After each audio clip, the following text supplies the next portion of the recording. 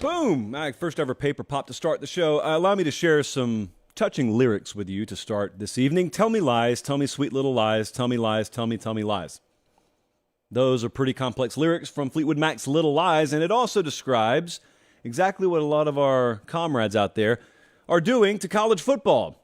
We're here to get to the bottom of it. I'm Josh Pate. This is Late Kick Live. We're jam-packed this Thursday, June 22nd, 2023, high atop a very anxious downtown Nashville, Tennessee. Why? Because it's playoff softball time up here. More on that later. They lie about our sport. Do you know that? Not about it holistically, but they lie about parts of our sport. They tell lies about our sport. Who are they? Not important. What are they lying about? That's what's important, and I'm going to get to it. I've got so many lies that I actually had to have Jesse take the extraordinary measure of printing them off. You hear that? Those are lies. That's not a paper pop. Those are lies popping in your face. Don't worry, though.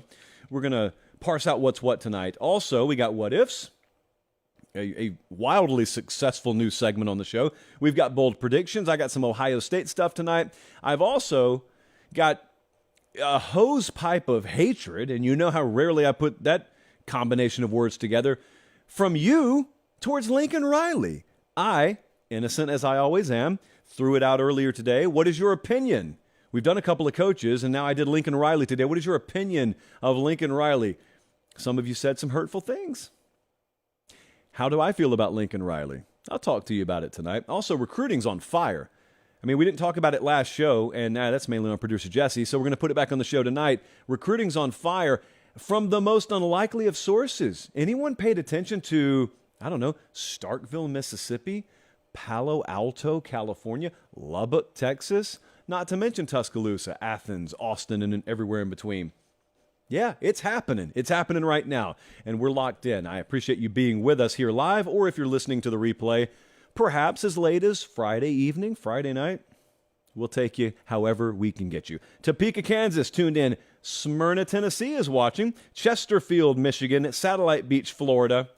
I'm looking at the channel, and every time I ask you to do this, we get a big spike, so I'm going to ask you once more, at least, subscribe to the channel. Because by the time they kick that thing off, and I'm not talking about week 1, by the time Hawaii rolls in here to play the fighting Barton Simmons of Vanderbilt in week 0, I want this channel to be at 200,000 subs. Should I add some incentive? I probably should. For now, I'm just going to ask you, because 58% of our traffic is from unsubbed viewers, even though it's free and there's no string attached. And that's the only thing I need you to do to help us out. So subscribe to the channel. Okay, that's enough begging. Let's dive into the show. I have got something that I don't think we've ever led the show with. I don't think we've ever done this segment, actually. But that's what God made June for, as Meemaw would say.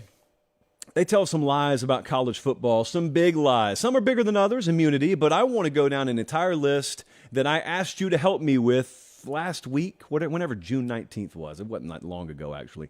That was Monday, yeah. So I asked you guys, hey, what are some of the biggest lies that you think they tell about college football? Now, I gave you a few, and I've told you a few on this show for a long time. For example, I think the biggest lie in college football is you are what your record says you are. Because we simply know that's not true. In pro sports, it is true. In college football, I could be 10-2, you could be 12-0. That doesn't tell the whole story. You may have played just a list of tomato cans. I may have played 8 of the top 25 teams in the country. My 10-2 could be remarkably better than your 12-0. So you aren't always what your record says you are. But I've hashed that out with you 9 ways from Sunday. A win is a win. Technically is true, but in the grander scheme of things, that's also a lie. A win is a win, a loss is a loss. If I lose by 1 point to Georgia and you win by 1 point against Toledo, these are not the same things. I accomplished more than you did, and in the eyes of any rational committee member at the end of a year when we're trying to seed a playoff system, I think they would see it as such. But sometimes you get the old bumper sticker fortune cookie mentality of, nope, if it doesn't fit perfectly in a soundbite or on a screenshot, it doesn't make sense. People think that way in politics, they think that way in college football, they think that way in life, and most of the time, it's not true. So those are 2 of the big lies we talk about all the time. Now, I had one that some of you pushed back on, so I want to start with this one. Do you believe the following statement is true? If you have 2 quarterbacks, you got none. Because I think it's garbage. Selectively, I think it's garbage. But some of you actually believed that. mainly because your grandpa told you that. No knock on Grandpa. We're more of a Meemaw show. Respect Grandpa, but, we grew up with Meemaw, around here at least, at Pate State. Meemaw never told me that. Meemaw told me, hey, go recruit as many five-star quarterbacks as you can, stack them on top of each other, and then let them battle it out. That's what Nick Saban's done. That's what Ryan Day's done. That's what Steve Sarkisian is starting to do. That's what Kirby Smart may be starting to do. Heads up there. Does that mean that there is a maximum of one good quarterback in the room? It must be, because if I got two of them fighting it out, apparently I have none. That doesn't make sense. There is no logic that's applied there. We just watched teams at Ohio State that had back-to-back-to-back eventual first-round draft picks at quarterback. Now, was there always a battle in the preseason? No, there wasn't. But if there was, let's just say there was. Let's say that number 2 was a year ahead of developmental schedule. Would that mean that all of a sudden they had none? Of course it wouldn't. They had Jalen Hurts and Tua Tagovailoa at Alabama. Did they have 2 or did they have none? They had Tua and Mac Jones. They had Mac Jones and Bryce Young. Did they have 2 or did they have none? You see where I'm going with that. Now also, ironically enough, speaking of Alabama, this could be one of the first years where someone says, if you got 3 quarterbacks, you got none. I understand where the saying comes from. Maybe we'll apply this to Ohio State this year. Kyle McCord, Devin Brown. Maybe that'll be the fall version of, well, if they had 2 quarterbacks, they ended up having none. I know what it means, and I know sometimes if there is a late fall quarterback battle, it just means no one's separated, which is a bad indicator for how the season's going to go. We've seen that play out. I'm just saying it's not 100% broad brush true. Okay, now here are some of the submissions you gave me. I'm going to go through these quick because we got a whole lot of them. I cannot possibly get to all these. Biggest lies in college football. Playing more conference games matters. This is a hot button issue. It is a lie. It is absolutely a lie, but it's a hot button issue. Now, this is not speaking to my preference. Would I prefer a program in the SEC to play 9 conference games? I guess in a perfect world I would. We've talked about that, as long as on the back end, the committee properly interpreted strength of schedule. But that's really not the crux of that particular lie. The crux of that lie is I got some folks who are playing 9 conference games, screaming at a conference that plays 8 conference games, acting as though they are inferior because they play 8 conference games. And, anyone, again, of logical sound mind should look at that and say, well, regardless of whether you play 8 or 9, what's your strength of schedule? And then people just put their fingers in their ears and they scream, la, la, la, I can't hear you. I don't know why, because that's actually what's supposed to matter. The amount of conference games you play was this metric that was sort of conjured up lately. I've heard it more lately to maybe come at strength of schedule from a different angle. Of course, you can't come at it from the pure strength of schedule metric angle because the SEC is going to dominate you pretty much every time. So instead, you can just make things up. And you can come at it from the angle of, how many conference games do you play? 8? And sometimes you got an FCS team on that schedule? Trash. Not quite trash. Not quite trash after all. So I do think that is an accurately listed lie here. What about stars don't matter? I hear it all the time. I know some of you have trafficked in this. This is not, by the way, a segment that is meant to label you a liar. Liar is habitual in nature. You may have told one of these lies before. You may even believe one of these lies to be truth. Doesn't make you a bad person. It just may put you on the wrong side of one little part of the argument here. Stars don't matter. We all know where this goes. We all know that no one really changes their mind on this.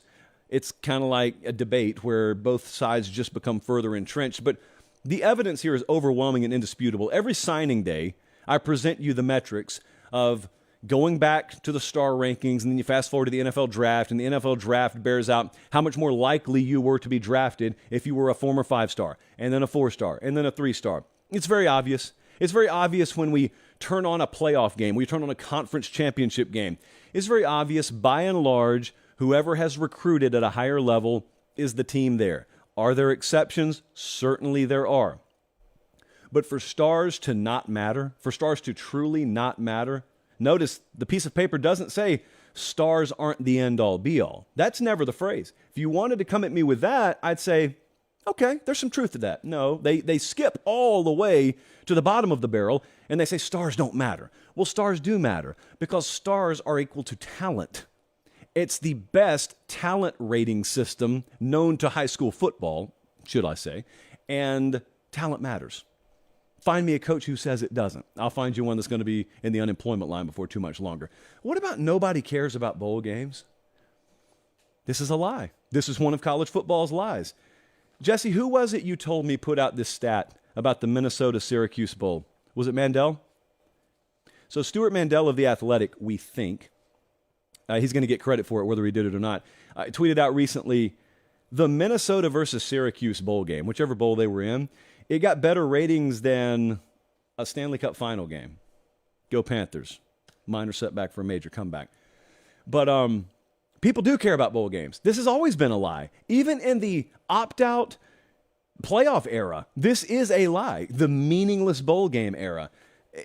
There's a pesky, inconvenient truth out there for the bowls don't matter crowd. You're still watching them. I know those numbers aren't lying to me. You're still watching them. Bowls don't matter crowd. No, bowls may matter less to someone out there, but bowls don't matter or nobody cares about bowl games. Never has been true, isn't true today, never will be true. National championship games have to be played on a Monday. Huge lie. Monumental lie. This is one that pretty much everyone rallies around, by the way. I don't know where we're going in the future with this, but it have I ever said this word before? No. It galls me to no end when we have to roll into a venue on a Monday night, or when the college football public, have your entire weekend, then you go to work on a Monday, and then you got the title game that night, and then they expect you to just show up the next day, even though we know good and well that thing went after midnight on the East Coast. What sense does this make? Well, in your world and my world, none.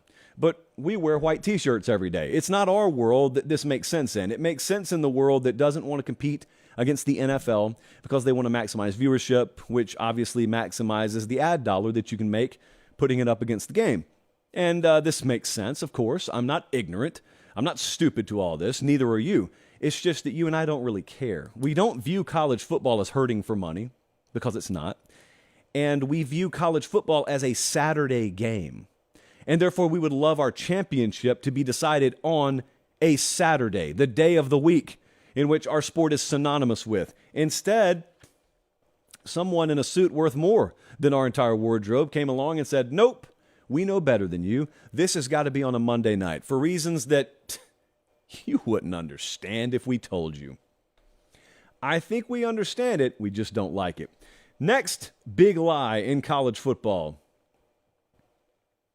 Kind of goes hand in hand with the last one. College football can't be successful without trying to get as close to the NFL as possible. It's where a lot of this stems from. It's also where a lot of the changes in the sport are coming from. It is in an effort to push the sport more in line with the NFL. There's also this school of thought out there. You've heard it before. Maybe you've trafficked in it. I try and avoid this. But you've heard before there be an argument at a college football table, and all of a sudden someone from way in the back walks up and says, well, it works in the NFL. So do trades. Would you like trades in college football? Well, an expanded playoff works in the NFL. Well, they take one bid from every division in the NFL. Cool. Because it works in the NFL. Because the NFL is built on a totally equitable platform in a league that is built solely to play football. These are colleges. Some have been around 100 years more than the other. Some football programs have existed 100 years more than the other. Some of them have 500% the academic and athletic and financial resource that the other does. So there's not a whole lot of equitable foundation college football is built on, and therefore maybe what applies to the NFL doesn't always apply to college football. Doesn't matter. See what I said 10 minutes ago. It's got to fit on a bumper sticker, or it's got to fit on that piece of paper inside a fortune cookie, and if you can't fit it on that, it's not a valid argument. Well, it works for the NFL. Well, they do it in the NFL. I don't really care, nor have I ever.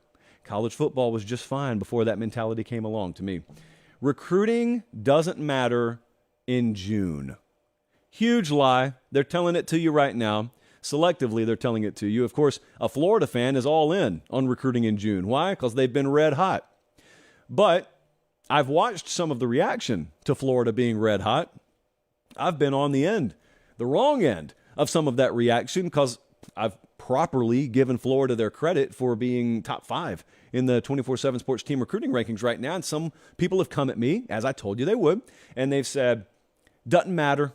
Recruiting doesn't matter. Not only do star rankings not matter, but commitments don't matter in June. Now, of course, this is a lie. Total lie. Total fabrication. I've put the challenge out that anyone that wants to bet me on that class falling apart, or any class falling apart unless a coach gets fired, be my guest. Shockingly, no one has stepped up as of 7:15 Central Time, Thursday evening. Not a single person. As of this morning, this was the number 1 college football pod on the planet. Not a single person in that entire audience has stepped up to challenge me. Why? Because you know, if you're the one saying it, that it's a lie. Those commitments mean a lot. Doesn't mean they're ironclad, nor have I ever said they are. There will be decommitments. Certainly there will. And nothing is official until pen is on paper. I know all that. But you didn't say that. You said commitments don't mean anything. And you're very dismissive of them when they happen in June, which first off indicates you're not following the modern direction of college football. This is the hot recruiting season now. June and July is where it's at. June and July is what January used to be because of the changes in the recruiting calendar. Ask coaching staffs how they're structuring their summer vacations, the ones that can actually take them. They're not taking them at the same times they used to. You know why? The calendar's not the same as it used to be. These commitments mean a whole lot. Whole lot. You got early enrollees. You didn't used to have that, at least in the bulk that we have it now. And so they mean a lot. 85 to 90% of these commitments generically across the board are going to stick. They mean a lot. We had one person who submitted this as a lie, and I don't really know what it means, but I'm going to read it for you. Quote, recruiting services are a lie. It's getting pretty greasy behind the scenes. Do we think he's talking about Wiltfong? Cooper? He does use a lot of product in that hair. Couldn't be me. Ivans? Greasy? No. This was hurtful. This was slanderous. I've got to stand up for our folks. And the folks down the road at the other shops, I got to stand up for them. Pretty good people. I know all of them. You know, trust me, I would love to traffic in some good old-fashioned gossip about these people if I could, but I can't. I kid you not. Last year, I went to breakfast with Wiltfong and someone else, and I had to get up and leave. This is a true story. I got up from that table because all they were doing was talking about a 3-star safety from Noonan, Georgia. And I got up. I said, I got to tap out. I went and negotiated my contract outside the restaurant. We were in Manhattan Beach, California. Beautiful morning. I just went and said, I got some free time. I'm going to finalize my contract. And I came back to the table. They were still talking about the same thing. It's exactly as you would expect it to be. Unless, of course, you expect it to be pretty greasy behind the scenes. It's not greasy. It's not greasy. I don't know what it used to be like, but as long as I've been here, it's not greasy. Here's a big lie. Neutral site games are good for college football. Never have been, never will be. They're good for the host city. They are. Orlando, Florida will benefit from Florida State versus LSU being there on a Sunday night to start the season.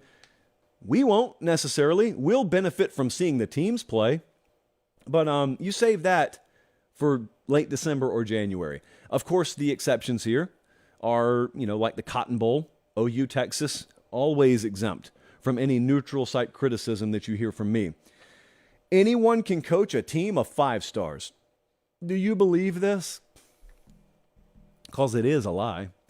Do you believe that talent is the end-all, be-all? Once you have talent in the door, anyone could coach that talent to a win. Anyone could do what Kirby Smart's doing. Anyone could do what Nick Saban's doing. Well, let me remind you of a couple of things. First off, you're high, if you think that. Secondly, one of the reasons you're high is because part of their job is acquiring the talent. That's like saying, well, anyone could race this car you just built. Did you miss the part where I built it? That's the first. Even if that argument was valid, it's invalidated by the first part. But then the second part is, have you ever stopped to consider the new mountain of problems you have when you have 5-star talent? You ever been around a bunch of elite people doing anything, sweeping a floor, much less playing college football? If you've ever been around them, this can happen on your coaching staff too.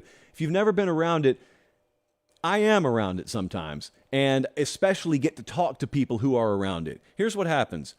You get a new can of worms opened that you never knew existed. It's kind of like when you win championships and everyone thinks you're just going to be on cloud nine and autopilot your way through the next decade and a half. And then all of a sudden you find out, wait, success brings about its own set of problems. We call them the consequences of success on this show. Well, acquiring a ton of talent and expecting all of those kids to operate like robots never works. Now, you got to acquire the talent. It's the great necessary evil sometimes in college football. You know what's going to happen sometimes if you stack too much of it, but yet you're so paranoid about injury, about transfer portal defection, and about someone else getting them that you stack as many of them as you can. Then sometimes you get them in the locker room and human nature happens. And all of a sudden you realize, it turns out that it is a little more difficult to coach this locker room full of 5 stars than I thought. It turns out we got problems here that maybe they're not dealing with at Minnesota because of our talent level. No one's going to feel sorry for you, of course. No one feels sorry for the Nick Sabans of the world or the Kirby Smarts of the world or the Dabos of the world if they deal with that stuff. Doesn't mean they don't deal with it, though.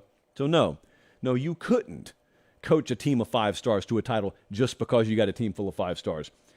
How about this one? If you aren't competing for a national championship, your games aren't relevant. This would kind of fall into the phrase meaningless November game, which we've heard more and more, like a stain on college football. It's mixed its way into the common phraseology of the college football public. Your games mean a lot. If you're playing a football game on a Saturday, it means a lot. It means you're competing. It's a word that is important to some people, mainly competitors. Sometimes I like to talk to the college audience because we've got a really big college audience. And a lot of times I know you guys have grown up in the playoff era. Largely, you can probably remember back before the playoff, but you've come of age, like your childhood, you'll look back on as overlapping with the initial playoff era, the 14 playoff era. And so you will also have come up in a world where phrases like meaningless bowl game, phrases like meaningless November game, concepts like opting out of bowl games really materialized. And I'm sorry. Actually, I take no blame. It's not my fault. I just want the credit. I don't want the blame. But you are familiar with that. What you guys aren't so familiar with is there was this time in like 2003, 2007, as recently as 2009 or 10, where if North Carolina were randomly playing Wake Forest second week in November, and they're both 5-5, the game meant everything. It didn't have a worldwide television audience necessarily, but if you were to be around the programs the week of the game, if you were to be around the fan bases the week of the game, it just meant everything. And it wasn't even necessarily tied to this greater overarching postseason vision. If you were to ask those folks, why is your face painted? Why is your chest painted? Why didn't you sleep last night? Why have you been up since 4 a.m.? Why are you already a little inebriated as you're walking into the stadium for a noon kickoff? They'd tell you, well, they'd look at you as if you were insane, and they would say, what do you mean, why? We're North Carolina. We're playing Wake Forest today. Like, what other reason do you need? It used to just be that simple. It didn't matter if you were in the playoff race. It would be great to be in it. But a lot of fan bases were logically very realistic about their place in the sport. And so, to like a Wake Forest that given year, them challenging to go to a bowl game or to get to 7 or 8 wins, that was tantamount to LSU competing for a national championship. Why? Because relative to the program's stature, one achievement would have been equal to the other achievement. Then we got in the playoff era, and somebody came in and said, no, it's all about the playoff, and if you're not in the playoff race, then your games are meaningless. So, that Wake Forest, North Carolina 5-5 versus 5-5 game, meaningless. Yeah, that was great. That was wonderfully healthy for the sport. It was garbage is what it was. I never participated, but some people did. I don't think many people on this show actually participated. Those are some of the big lies in college football. I mean, there was another one on here. I can't even finish this list. The 2020 season didn't count. This has become popularized lately. It's used when advantageous. I've noticed if anyone wants to discount someone's recent successes and they were successful in 2020, they just say, well, yeah, that was the COVID year. Or if you were bad in 2020. Yeah, but that was the COVID year. I've been guilty of this. But I've never said it didn't count. But I have, when advantageous, to a point I'm trying to make, I've dismissed 2020 a little bit. It was a weird year, but it counted.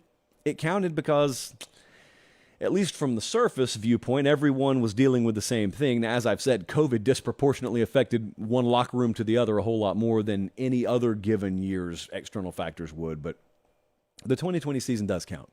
They're not taking those records away. They're not taking those trophies away. So those are some of the big lies that we came up with. I think the comment section will be very, very entertaining when I look at it at the end of this video. Fun times, though. You got to call those liars out when you see them. Remember, someone saying a lie doesn't automatically equal them being a liar unless they just rattle off everyone on that list, in which case, put the X on their forearm. They're a liar. We got to get them out of here. All right, let's move along. Long segment, Jesse. Ooh, long segment. It's okay, though. We have no hard out on this show. But we do have a chalice of supremacy with an unnamed red liquid in it. College football's what-ifs. It's an endless list. It's like a scroll that I could just unroll, and it goes all the way down Broadway here in Nashville of things that could happen this year and what would stem from those things happening. And we've got 4 of them that I just want you to entertain tonight, to varying degrees of likelihood. But let's just have fun for a second. We've got a hierarchy in every conference. The SEC is no different. Georgia's got the highest win total down there. You got Bama is up there. LSU's got 9.5. Tennessee 9. Over/under win totals is what I'm talking about. But Chad came up in the Twitter mentions today and said, "What if Bama, Georgia, LSU, and Tennessee are all 10-2 in the regular season? Does the SEC champ still make the playoffs?" So what if we have the car wreck scenario? What if we just have the total cannibalism scenario down in the SEC? Is it likely? No. But think about the what if factor here. If everyone was no better than 10-2, you would have a test of history, because we've never had a college football playoff without at least one SEC team. But we've also never had a 2-loss team in the college football playoff, so something would have to give there. Now, I imagine if this were to go down, it would be really chaotic. It would be like 2007 levels of chaotic come Selection Sunday. You don't believe it's possible. Really, I don't truly believe it's possible either. I guess technically it's possible, but this is fantasy land. This is pure hypothetical land over here. So, put your unicorn horn in your forehead and just guess along it to what that world would feel like. Conference championship Saturday. Everyone's already got 2 losses in the SEC. Their highest ranked team is like number 5. How wild would that be? You're used to the second or sometimes the third SEC team being ranked in the top 10. What if just one of them is struggling to be up there? And then think about the strength of schedule argument that would stem. Nick Saban was just talking about this. We've talked about it a lot on the show. It would be a lot of, what is 10-2 in the SEC equal to in the Pac-12 or in the ACC? It would be ugly. The knives would be out. Here's another good one. What if Cade Klubnik underperforms for Clemson? That's from Andrew. What if Cade Klubnik is more the Tennessee version of himself and not the UNC version of himself? Those are just games that he started last year. Well, I'll tell you what would happen. Potentially some early ACC chaos would happen. There's a lot of attention on that FSU-LSU game to start the year. It's not the most loaded week 1 schedule, but there's attention on Florida-Utah, and that's a Thursday night game, I think. There's not a lot of attention on the Monday night game, which is Clemson at Duke. Those of you out there who don't regularly pay attention to point spreads, but you know how good Clemson usually is, you know how good you think Duke is. Factor in home field advantage. What do you think the spread on that game is? Clemson at Duke to start the season. 3 touchdowns, 4 touchdowns. Clemson's favored by 12. Very losable game. And if Cade Klubnik does not perform up to expectation, they can lose. To put a finer point on it, they can lose outright to Duke in week 1.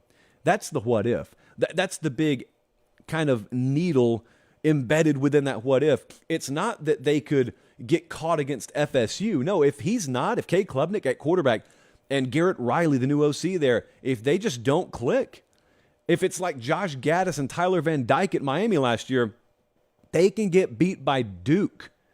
And that's number one, because Duke is a good football team. And number two, if that were to be the case, Duke could have the edge at quarterback with Riley Leonard. Some would argue they do anyway. I don't know that I would go that far because I know the upside of Cade Klubnik. But yeah, Duke is not to be trifled with in week one. Don't go in there and trifle. I tell Bradley that all the time. I'm going to tell Clemson that. Don't go in there and trifle. Next up, this one's kind of nebulous. But Dylan hit us and said, what if we have the greatest season ever only to watch it and then just blow the whole thing up?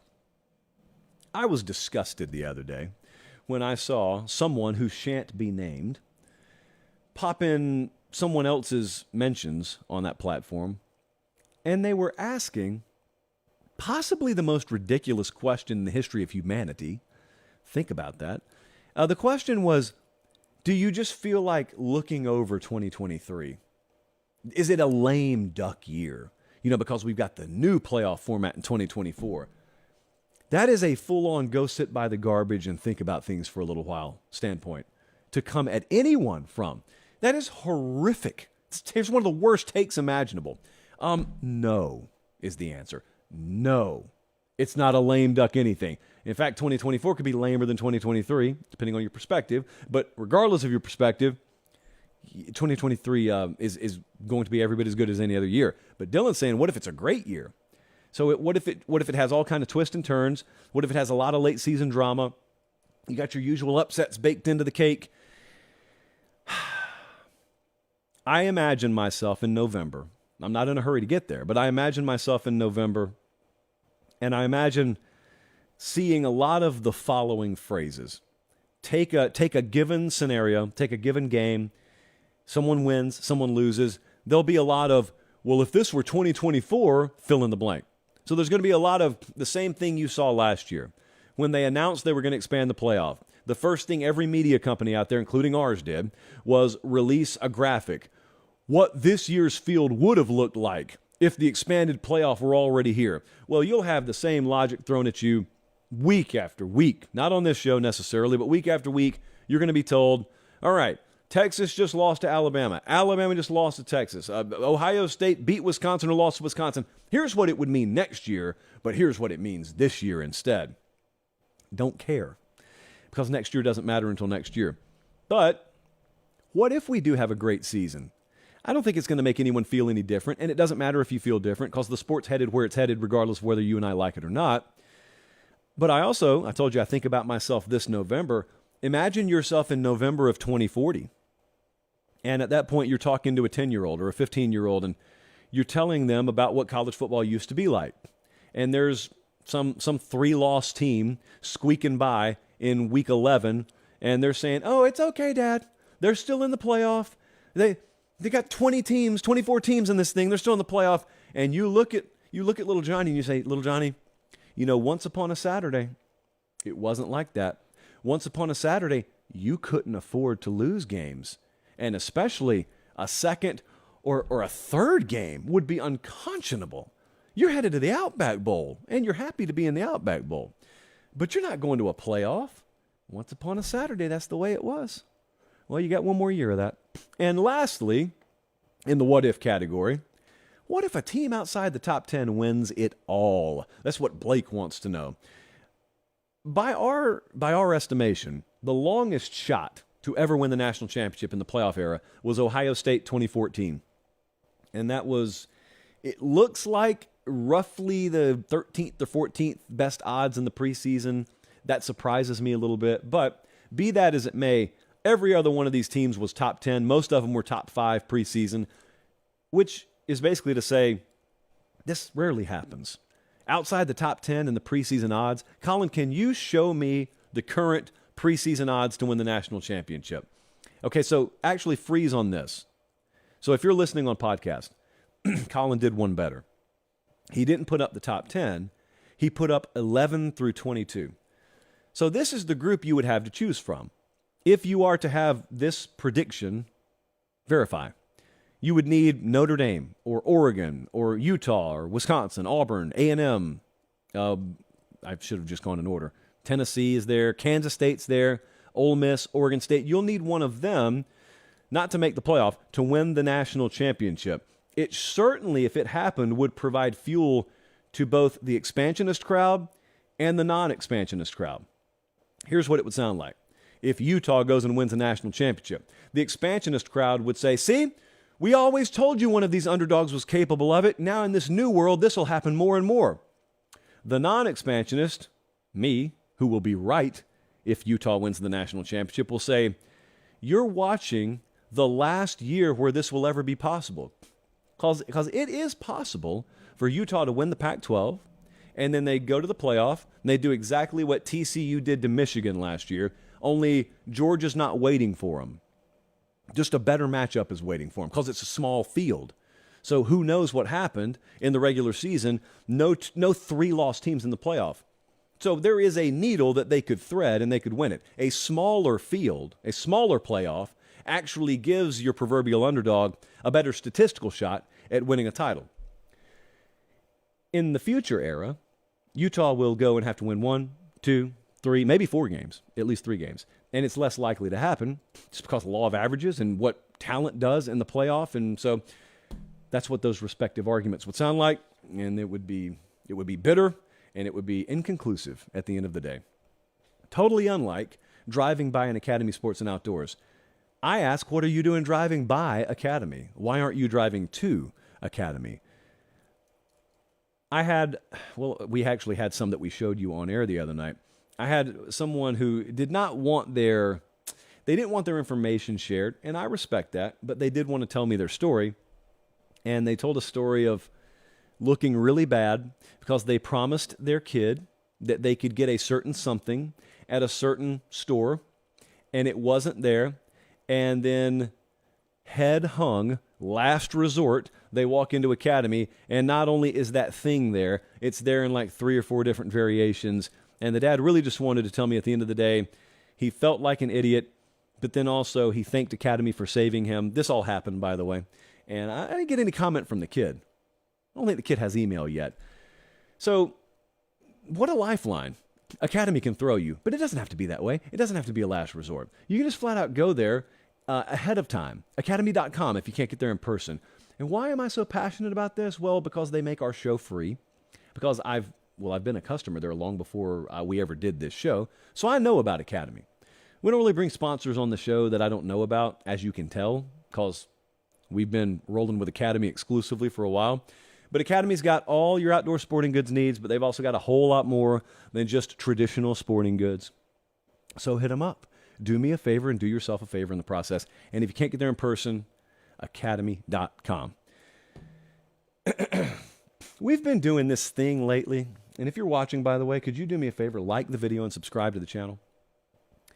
The consultants tell me that never works, but I ask you anyway. Colin, here's your end point. Let me take a sip from the chalice first because this could get a little messy. I want to stress to anyone watching, in some cases, these are going to be the viewer's thoughts, not my thoughts. So we've been doing this thing lately where I ask you, what's your opinion on certain head coaches? We did Dabo, we did Jimbo Fisher. I figured let's keep heading west tonight, and let's do Lincoln Riley. I asked you on Twitter earlier today, @LateKickJosh. Follow if you're not already. What is your opinion of Lincoln Riley? And then I just left. I just went to the gym. And boy, when I came back, it was waiting for me. I had like 1,500 comments. I did want to get to this one first, though. This is the kind of stuff I come out of the gym to. So I ask, what is your opinion of Lincoln Riley? Now, I know if you're listening on podcast, you're going to think maybe there's more to this story. There's not. And if you're watching on YouTube, you can see it on your screen. I ask, what is your opinion of Lincoln Riley? ? End of tweet, or so I thought. Grateful Trojan hits me back and says, you getting scared, Josh? You trying to cook up some negativity towards Lincoln? Like you've said, when SC is rolling, it's unstoppable. You trying to prevent that? Allow me to share my thoughts on Lincoln Riley. I think he's a phenomenal offensive mind. I think he's very good at acquiring talent. 6 of his 7 classes have landed in the top 10 in the combined recruiting rankings. That means portal plus recruiting. He has coached 3 of the last 6 Heisman Trophy winners. No one's ever done that before. Notice how negative I am towards Lincoln Riley so far. Grateful Trojan. Ungrateful viewer is what Grateful Trojan is. Something tells me he doesn't watch the show, by the way. Something tells me that was a Twitter special. He's got the 3rd most college football playoff appearances, period. Saban and Dabo. Those are the only ones who have been there more. Of course, there is the downside. There's the glass half empty of what he's done once he's gotten there. But I'm going to get to that in a second. So anyway, I'm parsing through all the replies. We're still not through all of them. So I got a lot of people who were willing to say he's a great offensive mind, don't think he's necessarily arrived as an elite coach because of the defensive issues. That's totally fair. He's also young. He's also very young still as a head coach. But then there was the crowd that said he's overrated. I think we've had this conversation before, but we haven't had it recently. So let's just talk about this. Because I know a lot of you feel this way about Lincoln Riley. Just off the cuff. What do you think about him? Boom. Oh, he's overrated. Okay, well, I humbly disagree, but I don't even think this is opinion. I think this is just kind of, it can be factually nailed down. So you say Lincoln Riley's overrated, huh? Well, my first question to anyone who says that to me is always, what is he rated? For him to be overrated, you first need to tell me, what is he rated? Because people come to me and say, oh, he's no Nick Saban. Well, no one's got him rated above Nick Saban. Oh, he's not Kirby Smart. Well, no one has him rated above Kirby. Who is he rated above that is better than him? Because I look at all these lists, and if we were to internalize one, I'd put him in like the 5 or 6 position, somewhere like that. We would have him perfectly rated. From my mind's eye, I would have him perfectly rated. Yeah, but. That's where it goes next. Yeah, but. Go ahead. Continue. One of the most valuable weapons you have against people who say Lincoln Riley is overrated is ask him, well, what is he rated? And then once you start seeing they don't really have a logical foundation to stand on, then you say, continue. Just let them talk. Let them dig that grave. And they're going to say something like, yeah, but he hasn't won playoff games. And you just sit there and nod your head. I know. Yeah, but his defenses have not been good. Continue. They think that's a gotcha moment. Like they think, well, aren't you gonna say something? No, I'm not. I already knew all that about him. Believe it or not, I watched the game too. I know all that about him. I know his defenses have left a lot to be desired. I know that he's gotten either beaten or in some cases humbled and beaten in playoff games. Did you miss the part at the beginning though? Did you miss the part where he's in the playoffs? Did you miss the part where the dude has literally won double-digit games every year he's been a head coach, except for the COVID year? He won 9 that year, and they played fewer in the league that he was in. You're warping standards is what you're doing because you don't like him. Most people who are making this argument about him, really in their core, they don't like him, which you're totally free to feel about him.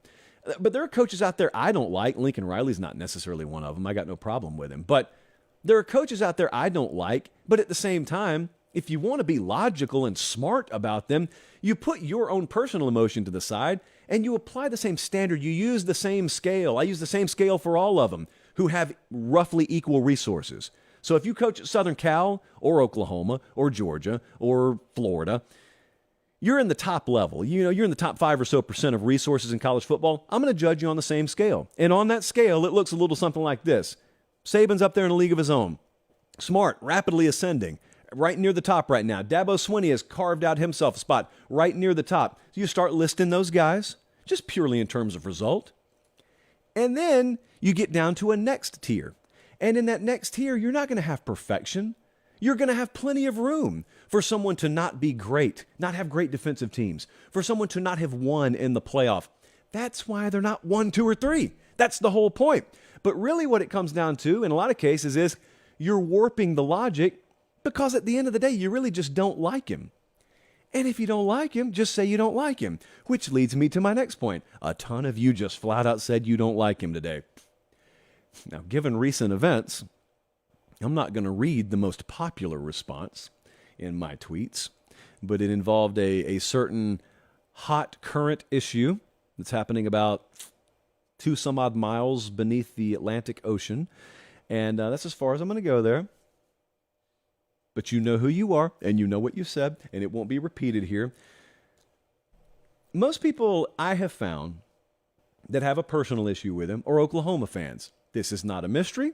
That is not surprising. I don't blame you guys one bit. It's your program. He bailed on you. He abandoned you. He himself has taken some blame for how he handled it, although I don't think he regrets the decision, period. Maybe just the way the exit was handled. You guys feel however you want to. I'd probably feel the same way if I were you. I could never fault you for feeling the way you do. But outside of Oklahoma circles, what I've noticed or what I have found is there may be some people who don't care for Lincoln Riley. There may be some people who love him. But by and large, I think he gets graded more for his results or lack thereof in, big leverage moments, postseason moments, than he does for leaving Oklahoma. That was a huge story this time last year, obviously, but I think it's sunk kind of back into the back of the room for most non-Oklahoma fans. I think Lincoln Riley becomes a victim of what I call the hype cycle in college football. See it all the time. It's happened with him. Here's what that looks like. Hype someone up or hype a team up, and then that team achieves, but they don't achieve quite at the level that you hyped them up to achieve at. And then instead of doing the right thing and blaming yourself because you were the genesis of the hype, you blame the person or the team, or in this case, Lincoln Riley, the coach, who didn't make you look good. So if I were to pick SC to win the national title this year and they flame out in the semifinals, it's their fault. Lincoln Riley choked. No, you made a bad pick. Maybe that's the way it went down. But there aren't very many articles out there that start with, boy, I was wrong. I was an idiot when it came to Lincoln Riley. It's a lot of Lincoln Riley choked, Lincoln Riley's overrated, never bothering to mention who rated him in the first place. Also, what I'm learning, the more and more as I go through these replies, is a solid 60 to 65% of college football is about to be really shook whenever his teams finally do figure out defense. I say whenever because I do believe that will happen. I've been on record ever since he was at OU as thinking he'll eventually win a national title. Maybe more than one, but at least one I think is in his future. Let me be delicate with this, immunity. It's not a foregone conclusion they'll ever get defense figured out, though, is what I want to say. I was talking to a pretty high-profile defensive coordinator recently, and we were talking about several coaches, several programs. This is not a West Coast guy. It's not someone that you guys will face this year at USC. But what he said kind of struck me. He said, when you're looking at these places where they're not performing well defensively, the mistake college football fans make, or media folks make sometimes, is you think that the hire of a new coordinator is the solution to the problem. And he said 9 times out of 10, you're going to get the same results even when a new coordinator comes in, because sometimes it's not a coordinator problem, it's a culture problem. And when you think culture, most of the time you think, oh, guys getting in a lot of trouble, guys getting arrested, 15-yard unsportsmanlike penalties, play after play. It's not always that. Sometimes it's a lot more subtle. There is a certain way that you have to build your organization. There's a certain way you have to go about your business. There's a certain way you have to practice. And there's a certain athlete that you have to recruit to play high-caliber defense. But it all gets embedded in an overall culture. You've got to have a culture that lends itself to you playing high-level defense. This coach I'm talking about is a very, very good defensive coach. He said, I don't know that I could go in there and make any difference right now, because from where I sit, it looks like Lincoln Riley's overall culture may be the issue. He may be dead right and me be right as well. For all I know, Lincoln Riley has assessed himself and has assessed his program or his modus operandi and arrived at the same conclusion. We don't know that. And if I were him, I wouldn't tell you even if I did figure that out. That's the easy part, though, relatively speaking. Figuring out that you may have a little tweak in the culture you need to make, or maybe a 30% overhaul in the culture to lend itself to you playing more physical football, being a better tackling team, and ultimately playing better defense. They're not there. They never have been there under him. Will they be there one day? I still believe yes. A lot of you don't believe that. But I will tell you, the college football public seems to be ill-equipped for when Lincoln Riley does get defense figured out. They don't have to play top 5 defense. They have to be opportunistic enough, just good enough take the ball away like they did last year and also mix in some stops. I don't know, a tackle every now and then would be nice. He's really good. Lincoln Riley's really, really good. He's not the best in the sport. No one's ever said he is. If they say that, he is overrated. But until then, I don't think he's really overrated. All right. Jesse, I think this is as good a time as any. A good of time as any. What is correct? It's a good a time as any. Just say it real fast. It doesn't matter.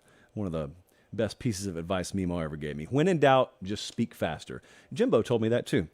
All right, here's a Post-it Pop. Jimbo and Mimo, what a tag team. So a Post-it Pop. There you go in the microphone if you can't hear it on podcast. I have to inform you, nay, ask you to do me a favor. And it doesn't have anything to do with our channel. Tomorrow night's a really big night. It's a big night for me. It's a big night for our team. Softball playoffs start tomorrow night. Bradley, the associate. It's also a big night for him for different reasons. Our multimedia department. But look, I play better when we have fans in the stands. But our staff here, these are people who are very hard to convince to do anything with us socially. Okay, these are more hermit types, if you will. I respect it because I am too. I get out of here, I like to go home. But it's playoff season. Okay, so they should be there supporting us. Well, their hearts aren't quite that big. However, I was able to bribe them. And it's something I do very well. And they agreed to it. So I need you to do me one solid. And it's going to serve you in the long run anyway. I need you to go to the 24/7 Sports YouTube channel and just subscribe to that thing. They're about to hit 100K. Colin, could you show me 1A over here? Whatever camera we call that. You see this thing back here? If you're listening on podcast, I'm pointing to our bright, shiny, solid silver, worth thousands of dollars, solid silver YouTube plaque that they sent us when we hit 100,000 subs. Well, our friends who also reside in this studio when we're not here, they're about to hit 100,000 subs. And they told me point blank, Grishy told me, another employee who shan't be named told me that if I gave him a shout out, if I extended the olive branch to you guys to sub to the channel, they would show up to our softball game tomorrow night. I'm not above it. I'm not too proud to beg for fans to show up. Crowd noise is instrumental in winning playoff softball games. We all know that. That's just a proven fact. So sub to the 24/7 channel and ours. It doesn't have to be in that order, but please do that. They are rapidly growing over there. Nice little outfit. Good for management. Maybe management will go on his show and ask you to sub as well. But if management asks you to sub, if a tree falls in the woods, in other words, and no one's there to hear the tree fall, did it really fall?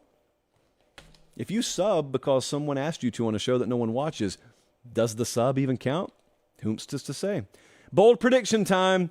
Chapter 11 already. What do you believe is going to happen this season? What are you so confident in that you would bet your own money on it? Well, one of you thinks Bama's going undefeated this year. How often does this happen? If you're in Phoenix City, if you're in Demopolis, Mobile, Huntsville, how often does Bama go undefeated? Regular season is what I mean. Because this was Jim, all the way up in Hayden, Idaho. Bama's going undefeated this season. Well, it happened in 2008, happened in 2009. It happened in 2016, 2018, and 2020. They've done it 5 times in the regular season under Saban. I think this is an 8.5. I don't think it's likely, although possible. Their over-under is 10.5 right now. It should be noted it is heavily juiced to the under. So the odds makers, or the odds market right now, currently leans Bama to win 10 games more than it does for them to win 11 games, much less go undefeated. Will they be favored in every game? Yes, they will. So it's not about that. They will technically be favored to win every game.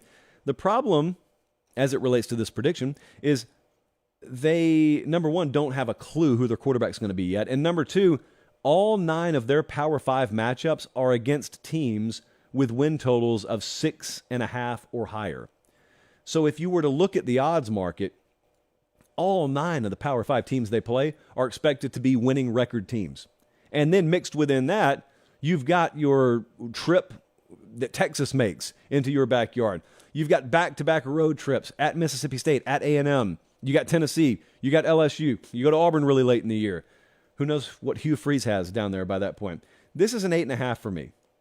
Pretty bold, but not the boldest prediction that we've had. Not the boldest prediction we even have on tonight's show. This next one, I think, is even bolder. Only because it's pretty nuanced. Nebraska, according to Daniel, will have the best record among all teams with first-year head coaches. Nebraska. Now, I don't expect you to know what this list is off the top of your head. Don't worry. Producer Jesse has compiled it for you. So, of course, you got Matt Rhule at Nebraska. We got Luke Fickell. We got Jeff Brom at Louisville. We got Hugh Freeze at Auburn. Zach Arnett at Mississippi State. You got Satterfield at Cincy. Dillingham's out at Arizona State. Ryan Walters at Purdue. Get used to the name. Brent Key is down at Georgia Tech. You got Dion at Colorado. And Troy Taylor, tearing it up in recruiting, out at Stanford. There are 5 teams here. Well, there are 4 teams, I guess, with win totals higher than Nebraska. Nebraska's is 6. Fickell and Wisconsin are all the way up at 8.5. I don't think this is going to pan out. I don't think Matt Rhule is going to have the best year out of any of these guys. So I'm going to call this a 9.25 on the boldness scale, only because I just think Wisconsin at least will be better record-wise. And remember, there's that trend of Matt Rhule in year 1 at new programs where it takes a year for him to really get going. There is a thought out there, there is a hope in Lincoln, that with the transfer portal, what used to take 2 years now may be able to happen instantaneously. We'll have to wait and see on that, but that's pretty bold for me. Next up, this is the boldest prediction of the night, at least. Mike in Coral Springs, Florida. 2 Florida Power 5 schools will play for their conference title. Well, we only got 4 of them. So we're talking about Florida State, we're talking about Miami, we're talking about Florida, and we're talking about, welcome to the party, UCF. Big 12 member institution, UCF. This is a 9.5. I think this is incredibly bold. None of these teams are favored to win their conference. Florida State is favored, I guess, to play in the conference title game. They have the second best odds in the ACC. Miami has the 5th best odds in the ACC.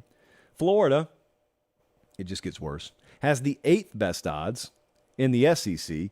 And UCF has the 8th best odds in the Big 12. So if we have 2 out of these 4 teams playing for a conference title, who would it be? Obviously, Florida State would be one of them. I think that's obvious. I actually think the other most likely candidate in this scenario would be UCF, because Florida State plays Miami. So they may very well have beaten the Canes en route to playing for the conference title, and Miami's got a really tough road even outside of Florida State. UCF, who knows, man? The Big 12's crazy. Wow, like last 2 years, we've had teams playing for and winning that conference that were middle of the pack in terms of preseason odds. So maybe that just happens again. Who knows? Especially if they get that offensive line figured out. They lost 4 of them. But if Gus Malzahn gets that figured out, watch out, Big 12. Lastly, this one's from at We Are Recruit. There will only be 1 undefeated team at the end of the regular season. I put an 8.25 on the boldness scale here. This has happened 1 time in the past 10 years that we had exactly 1 undefeated team, and that was 2014. Every other year we've had at least 2. Many years we've had 3 or 4. In that 2020 season, excuse me, in that 2020 COVID season we had 8 because they played less games, so more teams could go undefeated. But how would this happen? Well, maybe we don't have any elite quarterbacks out there. Maybe outside of Caleb Williams, maybe no quarterback really turns out to be elite, and maybe on that team, Caleb Williams' team, they don't play defense, so they don't go undefeated either, and maybe we just have like a 2007 season. But outside of that possibility, someone's going undefeated. We're just talking regular season here, not talking conference title games. So I'm putting an 8.25 on that one. I love bold predictions. I could do that singular topic for the entire hour or hour and a half of our shows, but that would be irresponsible of me. So we stack the papers and we move on, and I say thank you. We're not done with the show, not by a long shot. We've still got like 3 more things to talk about. Let me take a sip of the chalice, and let's do this. Let's do the spotlight next. Yeah, let's do it. Okay, as if there's not a preordained order. We've been doing spotlights on teams. Preview magazines are out. I want kind of an audible version of that. I want you to know in about 5 minutes or less what you would need to know about these teams. Biggest questions, best player, position group, breakout player. What do you need to know about their schedule? So let's talk about Ohio State for a second. And we're going to make our way around the country eventually. But the question that I think is first and foremost on everyone's mind up there is, did we just address offensive tackle as much as we needed to? So to give you an idea, DeJuan Jones went in the 4th round of the draft. That's one of their tackles last year. Paris Johnson, 1st rounder. That was another one of their tackles. Obviously, that leaves voids. They went through spring with 3 guys that were rotational, and none of them really stood out a whole lot. So they went and got Josh Simmons. He is a San Diego State transfer. I cannot stress enough the importance of him staying healthy and him working out big time. He's got 799 snaps over the last 2 years at right tackle. He has to come through. That's not optional for them, especially with their quarterback situation, them breaking in someone new, no matter who it's going to be. He's got to come through. There are a lot of variables in that team. That's got to be a definite guy that comes through for them. Question number 2. Can their defense actually win them games early? Because I think they may need to. Just think about Ohio State, what you think the profile of that team is. You don't think about defense winning games, but you also don't think about them being as uncertain at tackle and or quarterback in years past as they are right now. That's why it's a complimentary game, guys. They brought Jim Knowles in. This is his 3rd year as defensive coordinator. Overall improvement last year. They went from 38th in points per game to 24th. That's improvement statistically, but what's the rest of the story? The rest of the story is in their 2 losses, the Michigan game, the Ohio State game, gave up an average of 43.5 points and 8.9 yards per play. So a Buckeye fan would look and say, it really doesn't matter what our stats say if that's what we do in the big moments, which is a fair assumption. That's a fair take. And so front seven's going to be pretty incredible this year, I think. You got JTT. I'm going to talk about Jack Sawyer in a second. Got a lot of good players there. Secondary will ultimately tell the tale there. Question number 3. You got a quarterback? You got a real QB1? They lie to you sometimes when they say if you got 2 quarterbacks, you don't have any. But then other times it ends up being exactly the case. So you got Kyle McCord, you got Devin Brown. Doesn't seem like one grabbed the job by the throat at the end of spring, although Ohio State didn't have to go and get Tyler Buckner. So I guess that's good news. C.J. Stroud, Justin Fields, J.T. Haskins. Those are the last 3 that came through there. Dwayne, what did I say, J.T.? I'm all the way back at J.T. Barrett. So Dwayne Haskins, those are the last 3 that came through there, all of them first-round draft picks. Do we have a first-round draft pick on the graphic Colin just showed you? I'm not sure. Do we need to have one for Ohio State to win this year? I'm also not sure of that. But here's the danger. The danger that some fans have gotten into with Ohio State is just assuming you're going to have a certain level of quarterback play. I was listening to Ryan Day talk with McElroy the other day, and he said, you cannot assume that stuff. There's a lot of hard work, a lot of good recruiting and hard work and development that goes into maintaining that standard of play.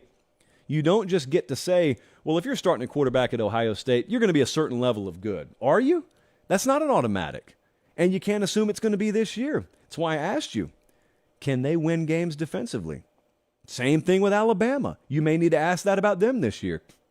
Maybe you'll ask it about Georgia. A lot of these big programs breaking in new quarterbacks, it's not a guarantee that just because of the sticker on the side of the helmet is something that's been impressive for a long time, that there's going to be a certain level of play. It's that way most of the time because by and large they recruit better athletes, so they're more likely to play at a high level. It's not a guarantee. Who is, or what is, the best position group on this team? Don't need to waste much time here. It's wide receiver. It's wide receiver by a wide margin. They had 2 of them transfer out of there that are probably going to end up starting in Iowa and Auburn. They're just loaded. Marvin Harrison and Emeka Egbuka, both of them are 1,000-yard receivers, one of only 2 teams to have that in the country. Washington is the other one, by the way. They've got Julian Fleming there. Carnell Tate's coming in, true freshman. Brandon Ennis is there. They're loaded, absolutely loaded. So I think we all know wide receiver Ohio State, pretty synonymous at this point. But the breakout player potentially on this team is Jack Sawyer. He was their top overall rated recruit a couple of cycles ago. Everyone's waiting for him to break out. I expect him to break out this year. Now, he's played in 26 games, but he hasn't emerged as like a stalwart on that team yet. I think he will. He was the number 6 overall player in 2021. Sometimes it takes a couple of years for these dudes to really shine through. I think he will this year, and he'll solely I think what they're doing up there with him is just solely working him at defensive end as opposed to that kind of hybrid position, or outside linebacker, defensive end. They've worked him out in the past. But that's a loaded group. It's a good time to be playing the position he plays at Ohio State. Okay, the schedule they play this year, it's very interesting because you got to dive into it a little bit. Schedule by schedule up there, there's a big difference. For instance, they play 3 teams within the top 15 of the national championship odds this year. They play at Notre Dame, they play Penn State, and they play at Michigan. So not only do they play 3 of the top 15, 2 of the 3 on the road, they play 5 teams with win totals of 8 or more, and that doesn't include Western Kentucky, who also has a win total of 8 or more. They travel to Wisconsin right after the Penn State game. They've probably got the worst draw. Out of that big 3 in the East, they probably got the toughest schedule draw of any team up there. So it's going to be a tendency of a lot of people to look at that schedule and say, that's soft. That's not a soft schedule. Know what you're talking about. That's not a soft schedule. It's not a murderer's row. It's not like vintage Arkansas schedules of years past. But no, that's not an easy stretch. Ohio State, man, they are very, very intriguing. So much potential drama surrounding that team this year. We could have had drama. You know where we could have had drama? When we went down to Miami a couple of weeks ago, we could have had drama. I was not worried about access. I was not worried about getting workouts in. I wasn't worried about whether Mario Cristobal would be good to deal with. No, all that was a slam dunk. I was worried about how we were going to get our equipment down there. And then Good Greek Moving came in, and I didn't have to worry about equipment anymore. Am I thankful? Well, I'm still talking about him 2.5 weeks later. Good Greek Moving, relocation services, they took care of us. And for the next couple of shows, at least, I'm going to continue to encourage you to look into them taking care of you. Total relocation services. It sounds so much more fancy than just moving. Relocation services. And having that entire relocation effort insured, that's a wonderful, wonderful concept. And I can personally attest to this because we have used them and we will happily do it again. We're just looking for an excuse at this point to go where we can use Good Greek, but you guys have use for them every day. And so hit them up. Goodgreek.com. You see it right there on the side of that truck if you're watching on YouTube. Trust. Trust. That's what you got in them. Okay, before we end the show tonight, there is something very important to talk about. As I rub my hands together here. All right. They're hot enough. Let's talk about recruiting. Recruiting is on fire. This is June. Lock in. This is the new hot time. This is like what January used to be like. Colin, let's take a look at what the top 10 teams' rankings look like right now because they've been in a wild, wild state of flux. So Georgia's number 1 right now. Michigan's 2. Florida has vaulted all the way up to number 3. Florida is rolling. They are on a recruiting heater the last week, the likes of which we have not seen from that program in a long time. I don't know how long we would go back, but in a long time. But there are some names you don't see there that you will end up seeing there. Texas is nowhere near the top 10 or 20 or 30 or 40 or 50. Texas is 62nd right now. I'm going to make a bet with you. I think they'll finish top 10. And I think they've got some of their own heat coming in the way of commitments very soon. But in the meantime, just let Uncle Josh tell you here, I think Texas will be okay. I don't think they're freaking out or anything, but maybe if you don't follow recruiting and you're a Texas fan and you see this, you think, what happened? Did the NCAA drop the hammer on us? No, you guys will be fine. Also, Alabama, nowhere to be found. They're at 25 right now.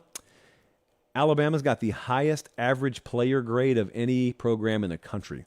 Their average commit is rated 94.36. It's just that they've not taken many guys. Obviously, that will change. It's a very, very fine selection process for them at this point. And so they're sitting at actually 27. I think they'll be easily top 5 when all is said and done. However, Colin, if you could do me a favor and throw that top 10 back up, there are some other programs out there who maybe we never talk about, that all of a sudden have just appeared out of nowhere. Do you understand Stanford has a top 10 class right now? Stanford. New coaching staff and everything. Stanford. They landed the number 3 quarterback in the country in Elijah Brown. We talked to him last week out there. I talked to him a couple of times out there. It was UCLA or Stanford, and he goes Stanford, and it was the quote he gave me was, it was so commonsensical, but he said, you can find starting quarterback positions all over the place. You can only find a Stanford degree one place, and he's going there. And so they got a good one there. That new coaching staff out there going about things in a really aggressive way, as aggressive as you can be at Stanford. So good for them. Now, some other programs that we don't normally talk a lot about, but every recruiting cycle has its own story. Mississippi State's hot right now. Mississippi State's really hot right now. Arnett over there, also a new head coach, totally different circumstances, obviously. Number 20 class in the country? Yes. And they just landed a trio of 4-star kids from in-state. Most of their players so far are from inside the state of Mississippi. J.J. Harrell's a receiver, committed, Mississippi State. Braylon Burnside, wide receiver, committed, Mississippi State. P.J. Woodland, corner, committed, Mississippi State. Good on that staff. Really good on that staff. Also, Texas Tech is on a roll. Texas Tech under Joey McGuire taking a really unique approach in recruiting. Get this. They're just being honest and upfront, but also not trying to pressure anyone. If you want to come here, that's cool. If you don't, that's cool as well. But do you want to come here? That's working. What a radical concept. Just being upfront and honest with folks. If it works, I think it may be applied more broadly. We'll see. 5-star wide receiver Micah Hudson. I want you to pay attention to that name because he has been crystal balled to Texas Tech. It looks like they're going to land him, and they're already fairly highly without him. So if they do land him, it's going to be a really big deal. Keep an eye on him. 6 foot, 190 pounds from Temple, Texas. This could be a situation where Texas Tech just flats out beats Texas for a recruit that everyone wants. So keep an eye on that. Also, you'll notice Tennessee was at number 10. Keep an eye on them because they got a big visit weekend coming up. A lot of folks have big visit weekends happening right now. This is visit season.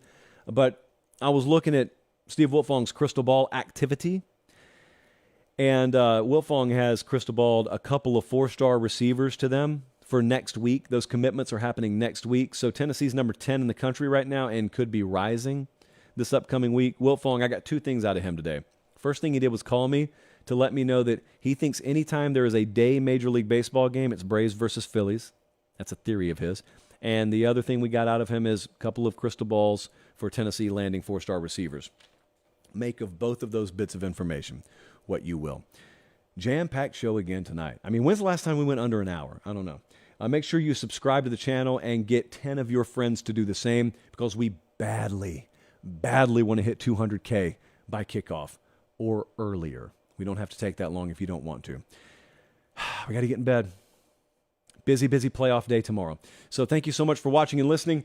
For Direct Colin, for producer Jesse, for Bradley the Associate, I'm Josh Pate. Take care. Have a great rest of your night, and God bless.